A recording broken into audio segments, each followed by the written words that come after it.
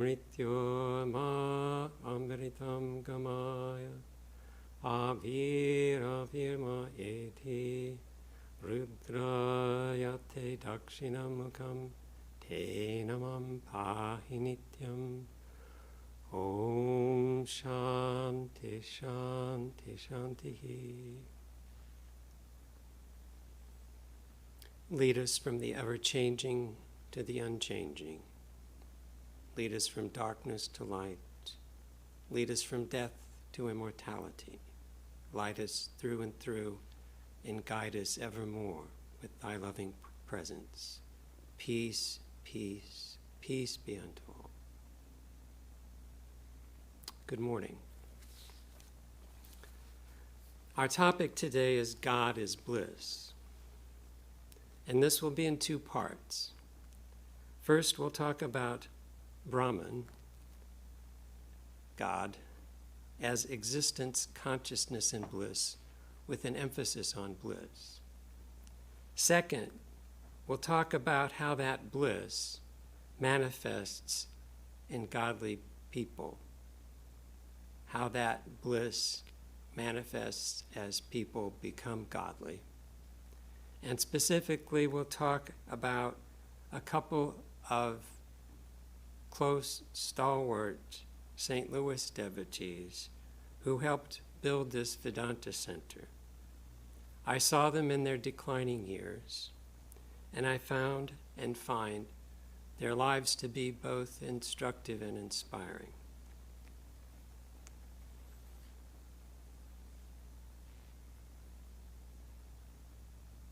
A key discovery of the Hindu ethos is that one undifferentiated spiritual reality, pure being, consciousness, bliss, underlies all diversity.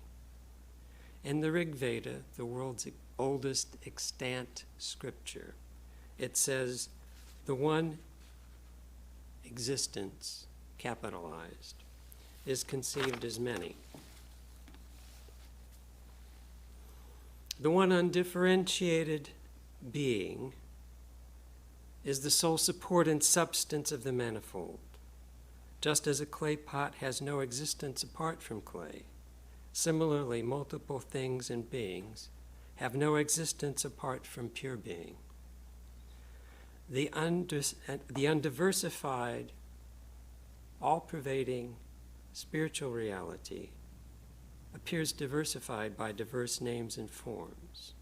It's the names and forms that undergo changes constantly, while the underlying reality remains ever the same, unaffected by the diversities and mutations of the phenomenal order. We invariably deal with forms and misapprehend them as things in themselves and don't ascertain the reality that supports them. And this is Maya. Now, pure being is not inert material entity lacking self-awareness. It is identical with pure consciousness and is all bliss. It says in the Brihadaranyaka Upanishad, Brahman, that is consciousness and bliss, is the supreme goal of the seeker of wealth, as well as the person who realizes Brahman and lives in that spiritual reality. Thus, according to Vedanta, the whole universe, living and non-living, arises from pure consciousness, is sustained by pure consciousness, and manifested by pure consciousness. This is diametrically opposed to the materialistic view that consciousness and life arise out of dead, dull, insentient matter. And that pure consciousness is pure bliss, all bliss. In the Taittiriya Upanishad it says, the pupil came to know that bliss is Brahman. After many instructions and practices, finally, the pupil came to know that bliss is Brahman. From bliss indeed, all these things originate. Having originated, they are sustained by this bliss. They move towards and enter and dissolve into this bliss.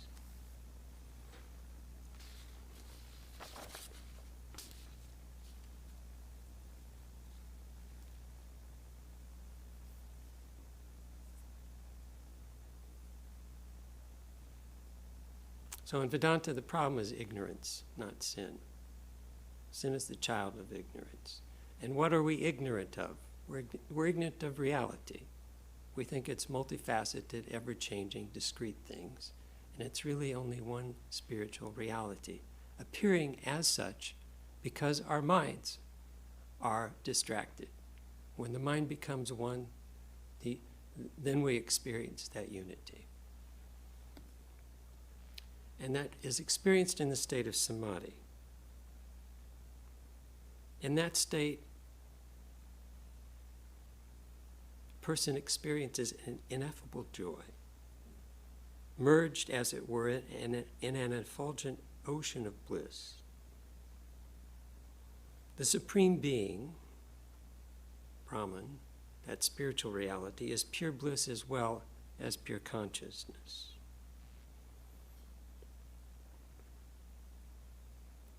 Being is consciousness itself and bliss itself. Pure being, pure consciousness, pure bliss are one and the same thing.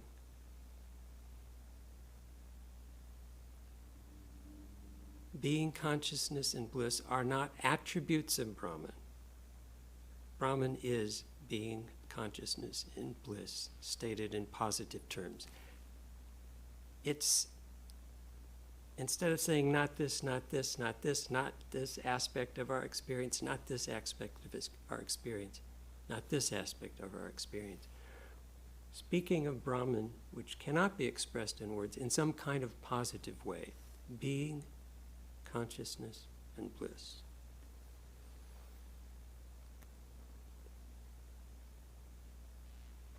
The bliss that an enlightened person experiences is not just the negation of sorrow, but a positive entity.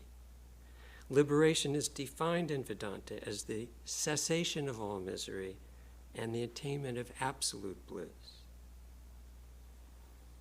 Yajnavalkya says in the Brihad Aranyaka Upanishad, on a particle of this infinite bliss, unillumined beings live. While the illumined ones experience unlimited, unalloyed bliss, infinite bliss, the joys of the rest of us are limited and mixed up with other things, joy and sorrow. So joy is of two kinds in Vedanta, relative and absolute. We're familiar with the relative kinds. Of these relatives, joy is a certain expression of a particle of that infinite bliss experienced through variations in the mental mode through which it is experienced. Takes that infinite bliss and gets it down into these discrete quanta of bliss, these little particles, these little bits of joy that come into our lives. All the joys of life are included in the bliss of Brahman. The person that attains Brahman loses nothing. On the contrary, all the happiness that people hanker after in life, through enjoyment, through intellectual pursuits, through aesthetic culture, the knower of Brahman gains in an infinite degree and in its purest form. I want to read from Shankara's description of the experience of bliss in Nirvikalpa Samadhi in his Crest Jewel of Discrimination.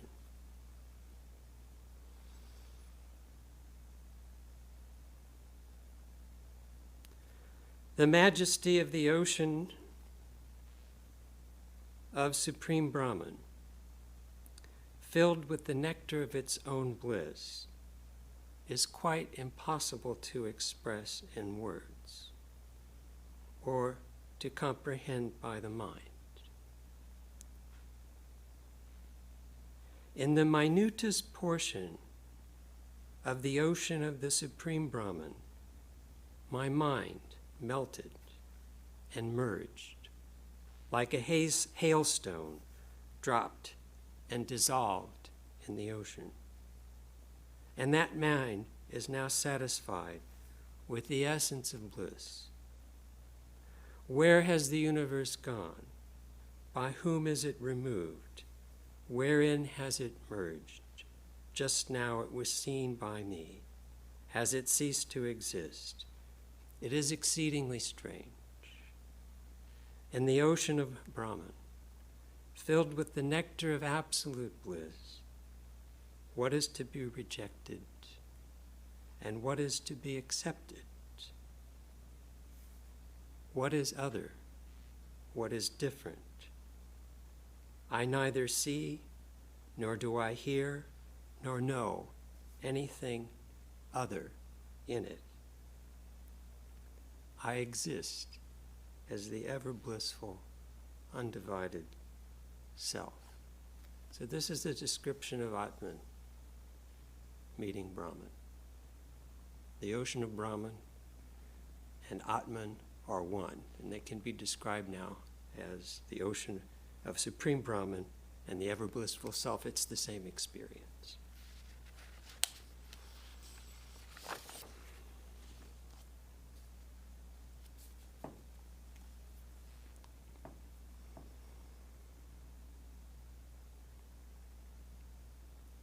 Vedanta emphasizes that Brahman is all bliss, that the supreme reality, that which is, but we don't experience as it is also the supreme value.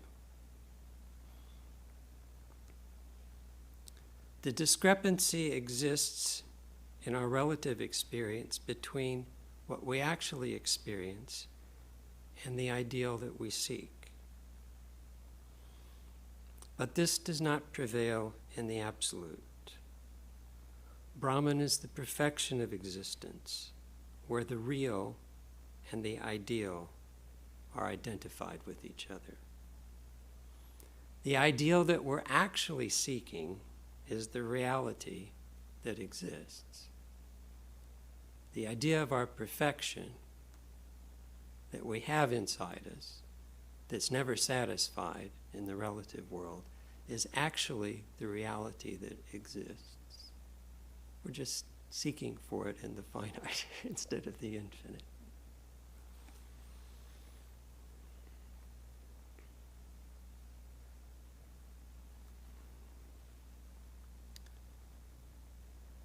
The Upanishad, the Taittiriya, says, when the aspirant gains secure position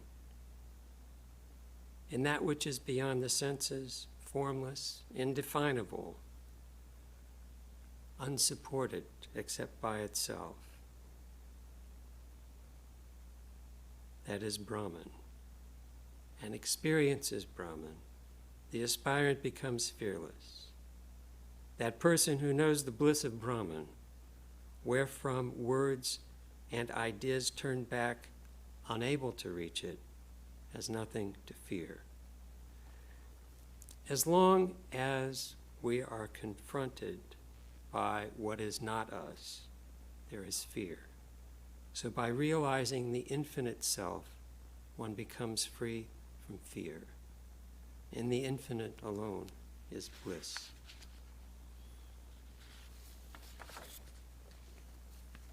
So these are things that we've studied, but we're not experienced, most of us. And it's a little hard for many of us to relate to infinite existence, consciousness, bliss. It's inspiring, but it's not really part of our experience. So let's kind of try to bring this down to something more approachable.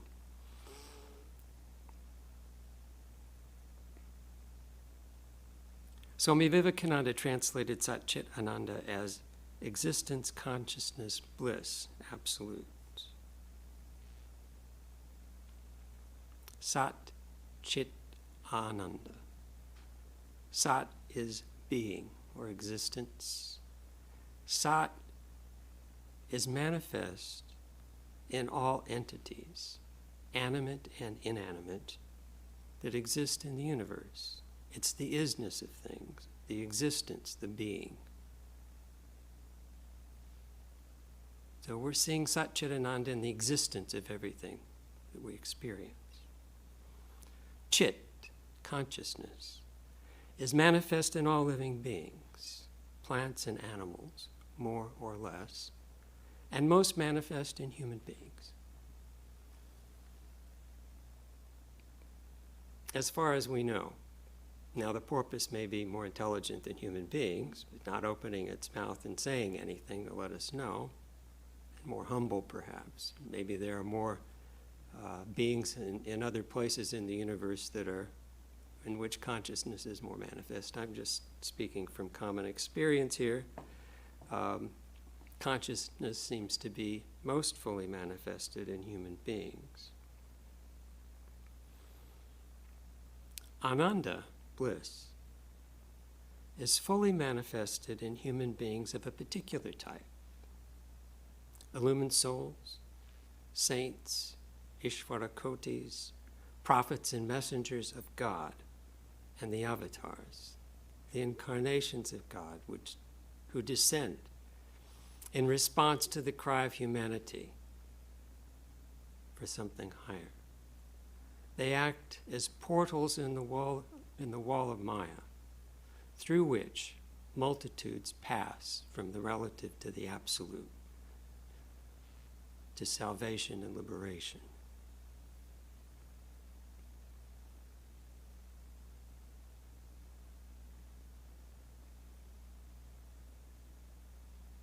So we're still dealing with existence, knowledge, bliss, absolute, or being, consciousness, bliss, absolute. Now,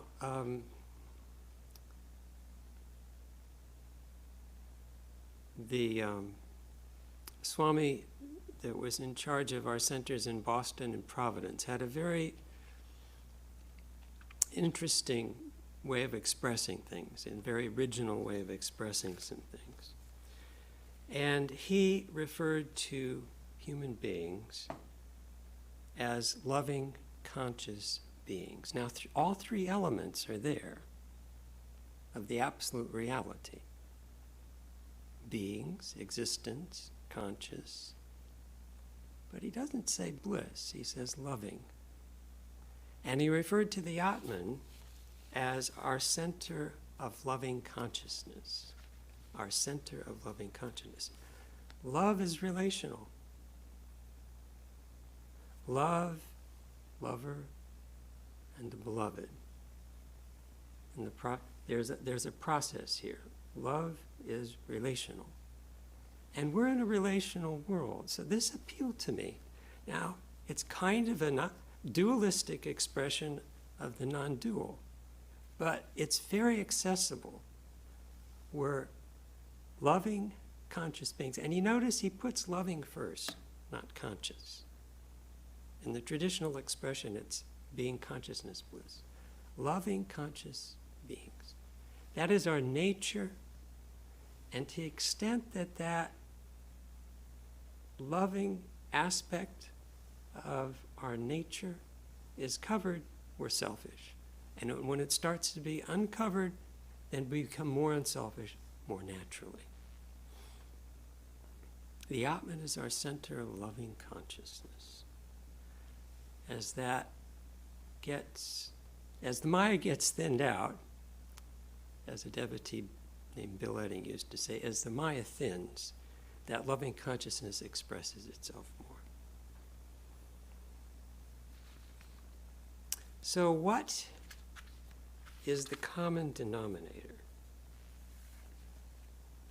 What is it that we all share in terms of the manifestation of Ananda or bliss?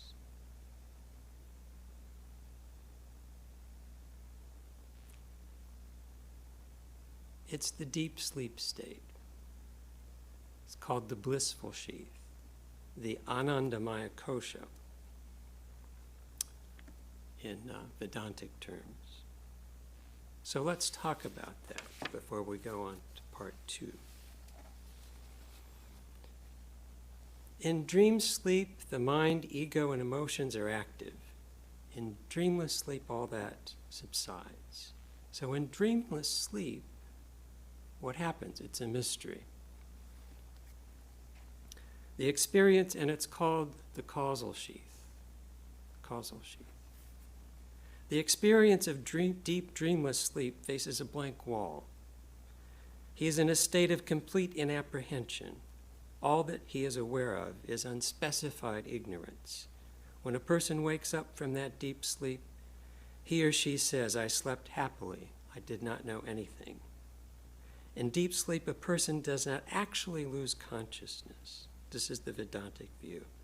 He stays as the cognizer of the causal body, which is of the nature of ignorance, ajnana. That ignorance veils him without affecting his self-luminosity and blissfulness. That loving consciousness is there in deep sleep. The mind is not. So he is vaguely aware of the existence of ignorance and of his innate bliss in deep sleep. The causal body is designated as the blissful sheath because it emits the blissfulness of the Atman and because it covers the Atman like a sheath. During deep sleep, a person experiences both unspecified ignorance and indefinite happiness. The causal body is not in and of itself blissful. In deep sleep, when all the modifications of the mind subside, the absolute bliss of Atman finds expression faintly through the causal body. It peeps out. It can't be completely covered.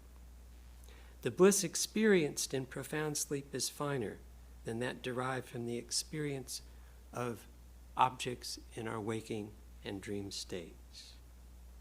Every form of delight is but a manifestation of the supreme bliss of Brahman or Atman through a particular channel. And as I said before, the variations are due to the variations of the channel. So you've got relative bliss, which is fleeting. It's just a modicum, a particle of that absolute bliss that comes according to the channel, the way we experience it as humans. And absolute bliss is Brahman alone. The ego, which drags us through the waking state into the dream state, and through the dream state, either good dreams or bad dreams or nightmares, disappears in deep sleep. God has so ordained that every person every day must throw off this yoke of the ego in deep sleep and rest in our own essence, though in an ignorant way. Deep sleep is the first stage of sleep to rebound after sleep deprivation. We need contact with the Atman. It rejuvenates us. Even though it's in ignorance, we need that contact every day. Deep sleep is like going into samadhi with the lights out. We had a young monk here many years ago who referred to deep sleep as negative samadhi. Sometimes when it was time to retire, he said, "I'm feeling the need of a little negative samadhi." So deep sleep is like going into samadhi with the lights out. Samadhi is like going into deep sleep with the lights on. Quite a difference. Knowing. without the covering of ignorance.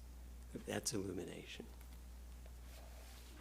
So the human path can be looked at as a journey from negative samadhi to positive samadhi, from deep sleep, where we experience Atman very faintly, to the full blaze of infinite absolute bliss in samadhi.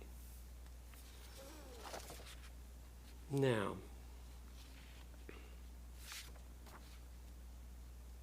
how does Ananda, this bliss that is Brahman, manifest in ordinary people?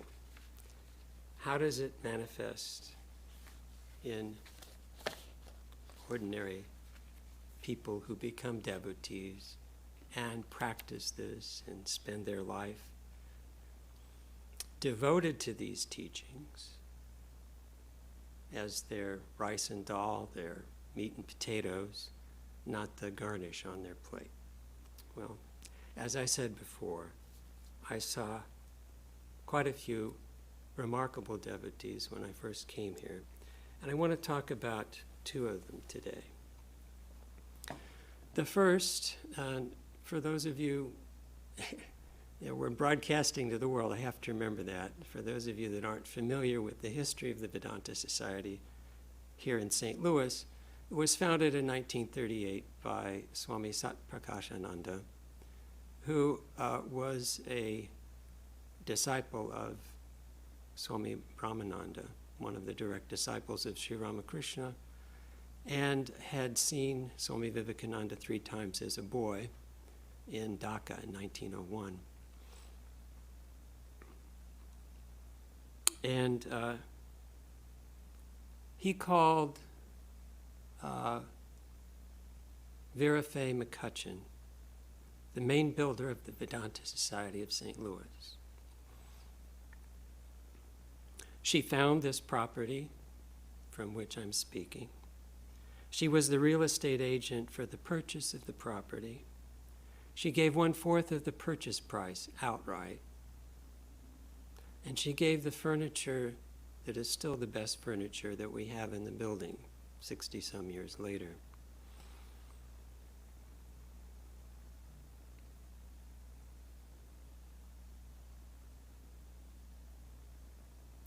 Toward the end of her life, and she lived to be in her late 80s, toward the end of her life when she couldn't come and give service anymore, she put down her memories of earlier Vedanta and her part in it, and that of other people too. She did some research. And I'll draw from her memoir for the first part of my talk about her. And one thing about, now, interesting, her guru, Swami Satprakashananda, always referred to her as Mrs. McCutcheon. And she was my grandparents' age when I first came, and I always called her Mrs. McCutcheon. But the ladies who were her age and a little younger called her Vera, or Vera Faye.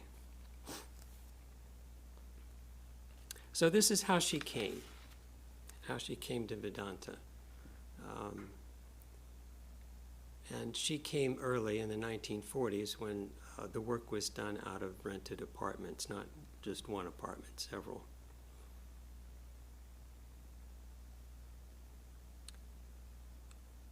My friend and former neighbor in St. Louis County, Mrs. Violet Trevorrow, then living in Los Angeles, California, came in May of 1949 to St. Louis to visit me, and of much more importance to her, to be with Swami Satprakashananda as much of the time as he could spare for her.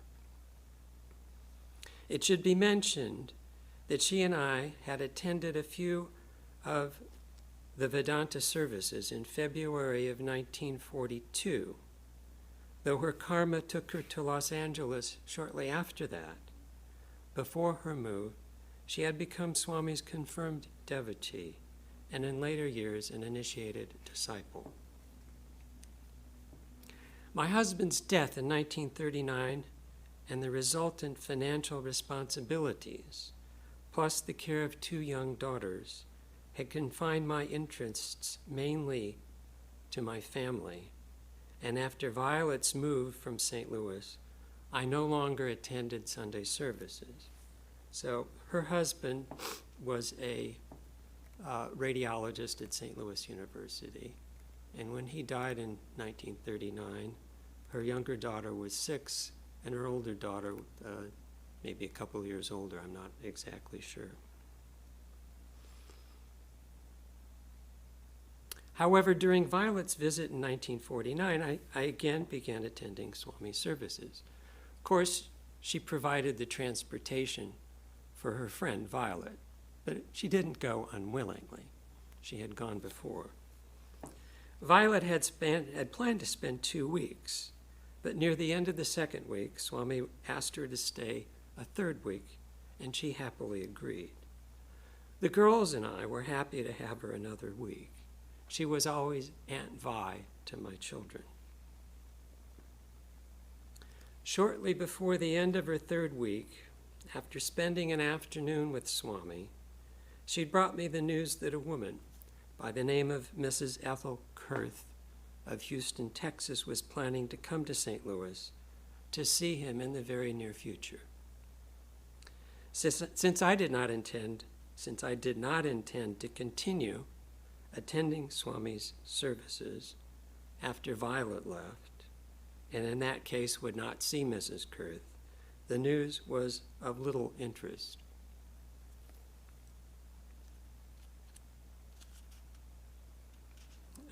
God took it contrary-wise. The date on which Violet left St. Louis coincided with Swami's class night.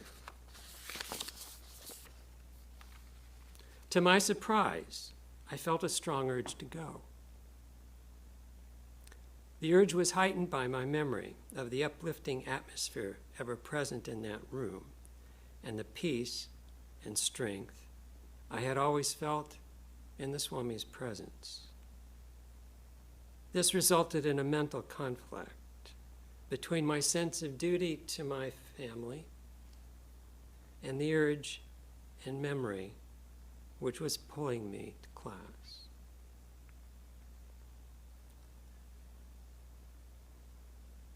The debate ended with my attendance in class.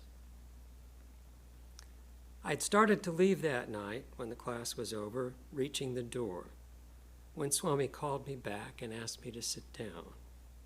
He told me of Mrs. Kurth's coming, her arrival at the airport at 9 o'clock the coming Saturday night, and he asked me to meet her. When I agreed, he took me to his desk and asked me to write to Mrs. Kurth and tell her that I would make hotel reservations for her and would meet her at the airport. Before I took her to her hotel, however, he wanted me to bring her by his apartment to see him. My parents met this Swami once, and my dad's reaction afterwards, later in the day, was, "That old man has an instinct for the jugular."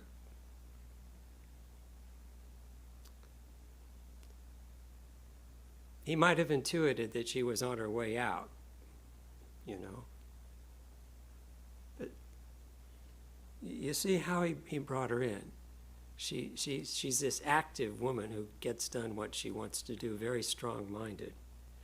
So he roped her in that way, and she had a car, and he needed help to pick this lady up. You know, it's the courteous thing to do rather than have someone take a taxi. And he's delineating it. You make the reservation for her, you pick her up, you bring her by, boom, boom, boom. How will she identify me? Mrs. McCutcheon said. Swami left that up to me. Had a little freedom there. Now, there's a long story about Mrs. Kurth. She kept saying, on the way back from the airport, I don't know why I'm here. Not once, but 3 times. I don't know why I'm here. Vera thought, this is a very strange woman. Cost money and time. And she flew. That's a lot of money in those days. Later on, this woman confided. Of course, Vera took her to the classes while she was there. So again, she was coming to class. that she'd had a vision of Swami Vivekananda, and this is what impelled her to come. And at some point, Vera mentioned to Swami, or asked him if Mrs. Kurth had mentioned this vision to him. He said, yes, she told me that Swami Vivekananda appeared to her. He has appeared to many people, end quote. It was so completely a dismissal of the subject as far as he was concerned that I never mentioned it again. Now, many years later, when she wrote this memoir, she says, shortly after Mrs. Kurth left, Swami accepted my application for membership in the society, and in due time gave me spiritual initiation. Until nearly fatal illness and old age removed me, I had the blessed privilege of service to and association with my beloved Guru, an uninterrupted period amounting to more than 20 years.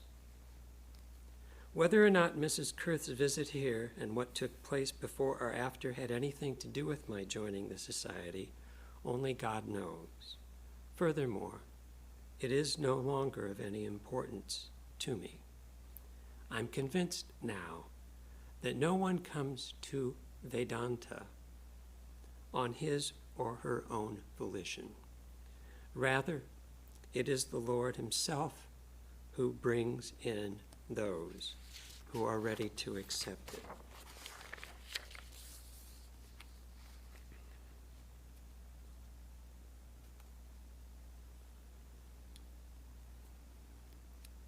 So very soon, in June of 1949, she became a member of the center. And about then, she was told by Swami Satprakashananda, quote, "You were brought in to get a house for the center." And he further emphasized that by saying, "You know, before you can become a saint, you have to be a hero." I realized that he was telling me that my way was going to be karma yoga. It had the effect of making me aware that much hard work was ahead on my way toward the goal, and greatly stimulated my effort. He had no way of knowing, when he told me that I was to get the house, that I had a real estate license, since I had never used it, nor had I told him that I had it. And I thought it rather strange that without his knowing, he had assigned me the responsibility of getting a permanent home for the center. He gave me the approximate size and arrangement and location of the kind of house he had in mind. Relative to location, he wanted to remain in the city of St. Louis, or near its western boundary, which on Forsyth Boulevard is less than a block west of Skinker Boulevard. I knew there were many large houses in this area. His assignment did not seem a very difficult one. At the time, I had no idea of the many deed restrictions of both the city and its subdivisions, which very often prohibited churches. Further, I had yet to learn of the extreme religious prejudice which prevailed in this city at the time. Very soon I learned through experience just how difficult these obstacles could be, and there were times when I became very discouraged. I would go to the Swami and tell him, "I do not think the Lord wants the society to have a house, nor is he helping us." Instead of placating me, he would tell me, "You're wrong," then send me again out on my search. Once he said to me,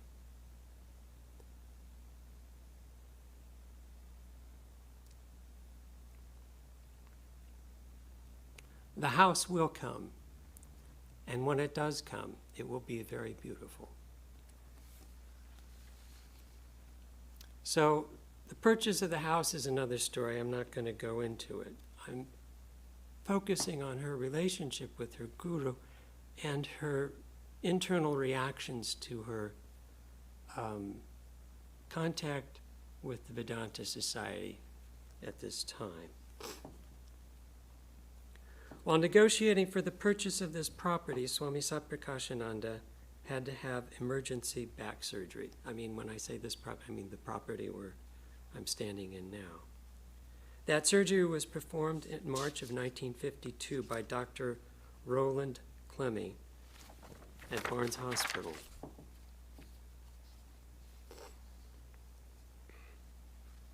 And at this time, Mrs. McCutcheon was secretary of the center, and she corresponded with a whole slew. People didn't call long distance in those days. It was too expensive. She corresponded about the operation with all the swamis in this country, with the devotees who were out of town, and so forth. And this is from a letter written to Gladys Miller, dated March 24th, 1952. I might have my dates wrong here.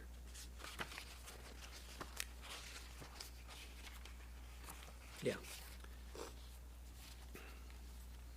Now, her friend Violet had come to St. Louis for this surgery and stayed with Vera again. Before Violet left, the surgeon, Dr. Clemmy, joined us one morning in one of the waiting rooms in the hospital, and we had a most interesting talk. My sister-in-law was the nurse supervisor in charge, just happenstance, in charge of Swami's hospital floor. And she had told me that Dr. Clemmy was a very, very worldly person. Violet and I found him anything but. He told us that he would not charge anything for his surgery for the Swami. Vera says to Gladys, that has to be the work of the Lord, as you most probably know, since you also are connected with the medical profession through your husband. This is not a service occupation in America. Dr. Clemmy is a world-renowned neurosurgeon, and he commands very high fees for his work.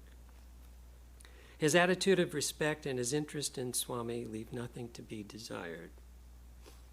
We understood this after Dr. Clemmy told us of his love for Eastern thought and his extensive library of it. He said many people had asked him about this Swami person. And what he told them was, quote, I simply tell them, think of him just as you would think of a disciple of Christ. This is from a letter to Swami Nishpapananda. I'm happy to say that he is continuing his gradual but steady climb back to recovery. He's still in the hospital. The two factors which are hindering his progress most are his pain and the numbness of his feet. Because of these, he's literally having to learn to walk again. The surgeon said that complete freedom from pain and also the normal feeling in his feet will come with time and exercise, even though that exercise causes pain. Through that pain, he will get out of pain. And let me assure you that this is indeed a drastic remedy. So he was in the hospital for 8 weeks, and then he went back to the apartment. And meanwhile, the negotiations for the house had been interrupted. So here she is writing to another devotee in Kansas City about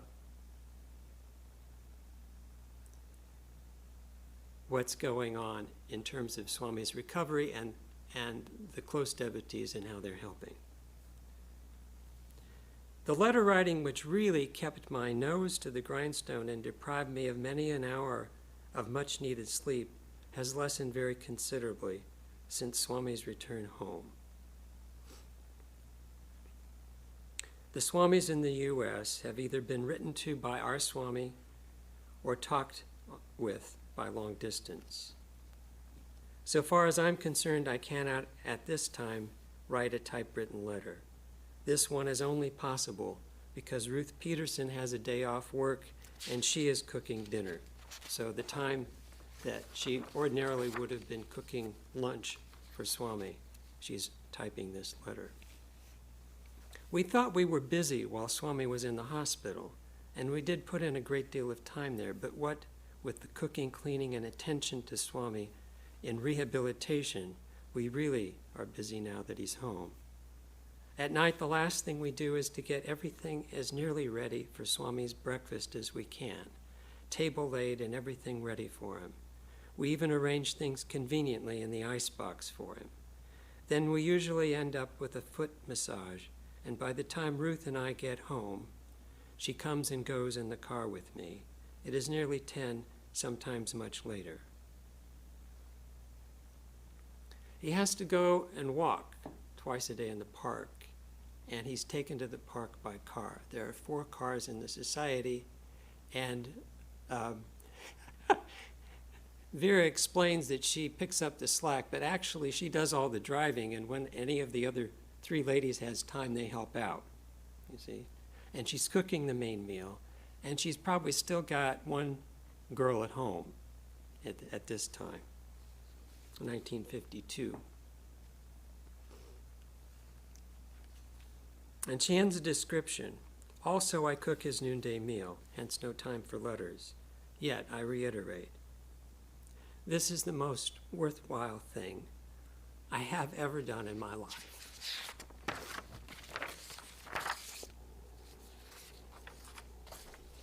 So,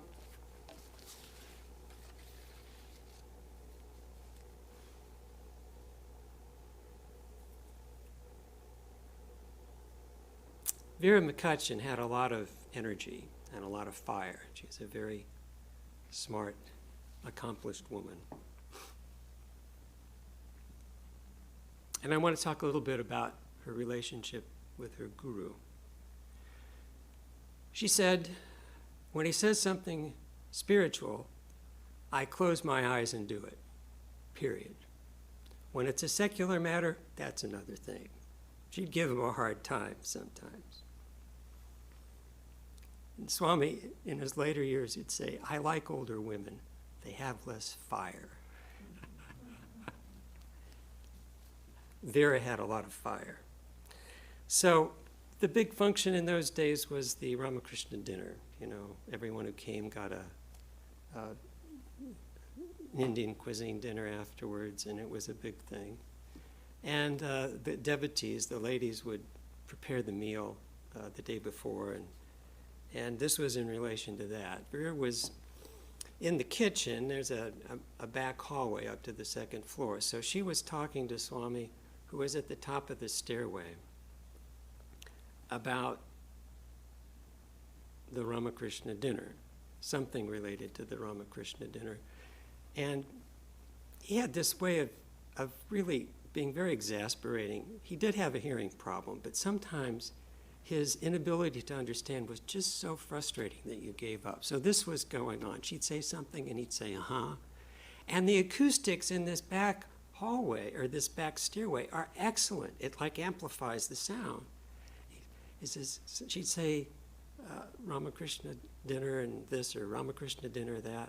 He kept saying huh, and she kept amplifying the volume and slowing down and articulating more clearly. It's the Ramakrishna dinner.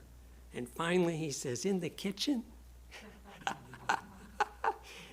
And by this time she was steamed. She's down at the bottom of the stairway and she goes, Ramakrishna, Ramakrishna, Ramakrishna, as she walks off. So this is how her guru got her to say with great energy the name of her Ishta.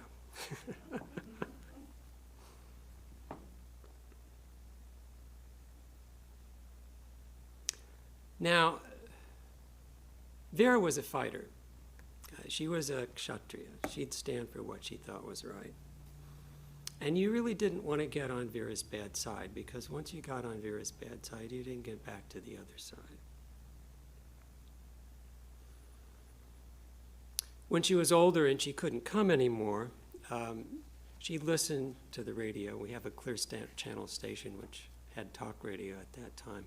And if she heard something on the radio that demeaned or some way didn't quite represent Hinduism in the correct light, she'd get on the phone and she'd set the world straight. She had a lot of fire. Well, somehow or other, a young man who was here at the time got on her bad side. Inadvertently, he had no idea what had happened, but he realized that it had happened, and he felt very badly about it, but he couldn't really do anything about it. It didn't seem he could do anything about it. And as she got more feeble, sometime in the 80s, probably the mid or late 80s, she came here for one last time. She wanted to come for the last time, even though she couldn't climb the stairs.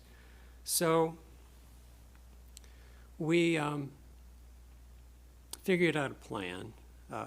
We got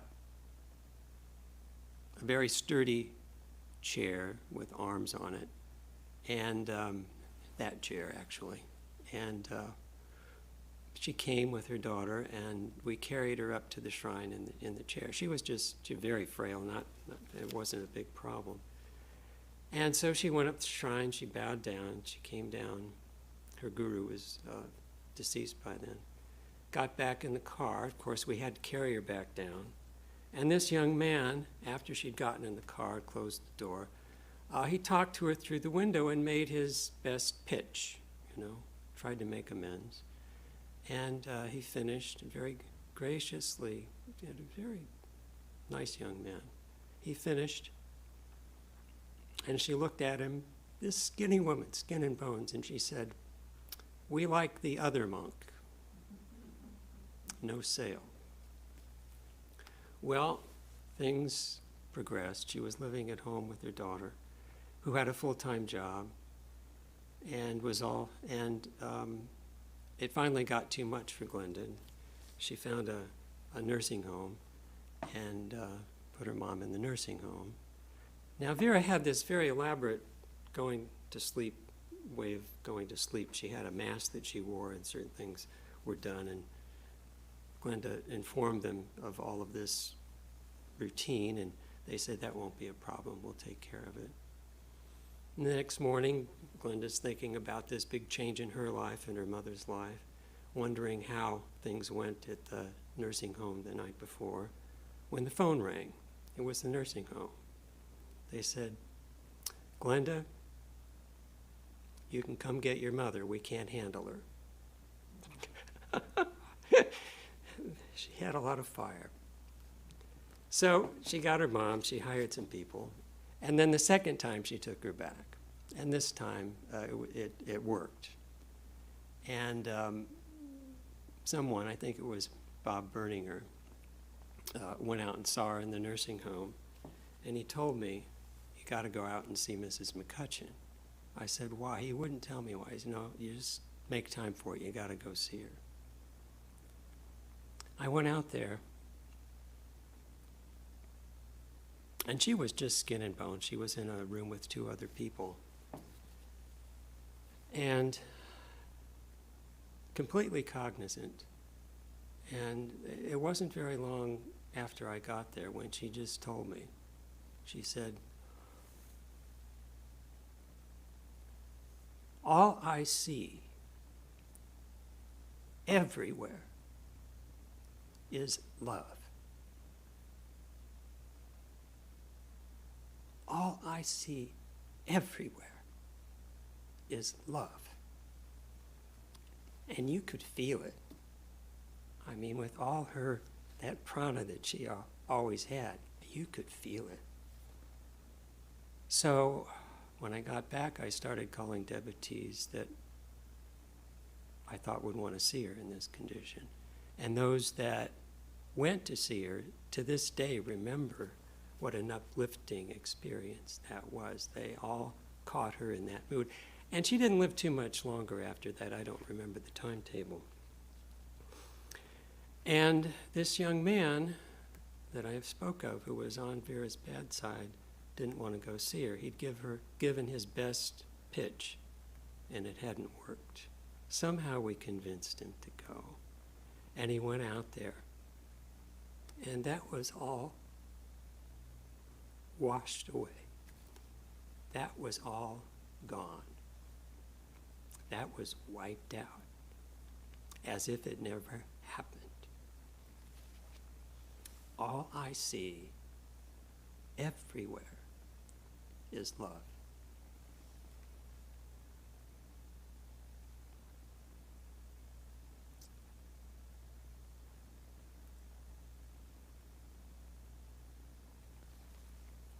It was as if the exuberant love that she had for her guru became all-pervading. It's not bliss, it's love, you see. This is how it manifests in a dualistic way. But that's good enough. So I apologize, we're not going to get to the second devotee that I was going to talk about, but I give this as a way to illustrate how this Ananda manifests in the lives of ordinary people. I mean, there's just a widowed mother of two who came to Vedanta and didn't intend on staying, but got this extraordinary manifestation of Ananda in her life that not only inspired her, but inspires others as well. Oh, forgot, I'm not on this schedule. So, there's no collection today, obviously. It's just, so I'll close, actually, rather than the traditional Sanskrit prayer. At the end of this memoir, which is almost 150 pages, that Vera Mccutcheon wrote, is an unnumbered page. It's a poem that she wrote entitled, "To My Guru." So we'll close with this.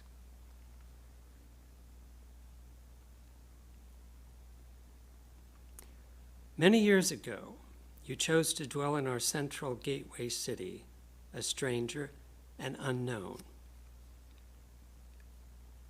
We did not know that you had blessed us by your choice. Your unfamiliar name, title, and features of Oriental heritage concealed you from our veiled vision, as a cloud conceals the resplendent sun. You spoke words strange to our provincial ears and provoked thoughts new to our Western minds. But those of us who lingered with you learned that peace was the counterpart of your presence, and bliss the light in your eyes. That chastity was your consort, and truth the echo of your words.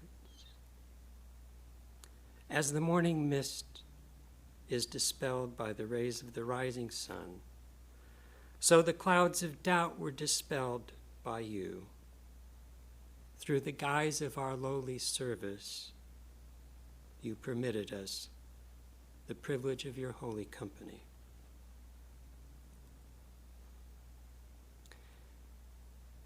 And you dedicated our hearts, minds, and bodies to the worship of the Lord in the form of Sri Ramakrishna. You lighted the lamp of spiritual knowledge within us and turned upward the drooping lotus of our hearts. You brought us up out of the dark depths of Maya's misery and raised us to the rich realm of Ramakrishna's grace. As a fountain of pure water showers its crystal cool drops on the tired, thirsty traveler, so you showered the blessings of Ramakrishna on us, his devotees. O Holy One, Gracious One, one with Ramakrishna and his spiritual son, pray, dwell with us forevermore. So, for those of you that want to attend the Zoom question and answer session, give us a couple of minutes to get it set up.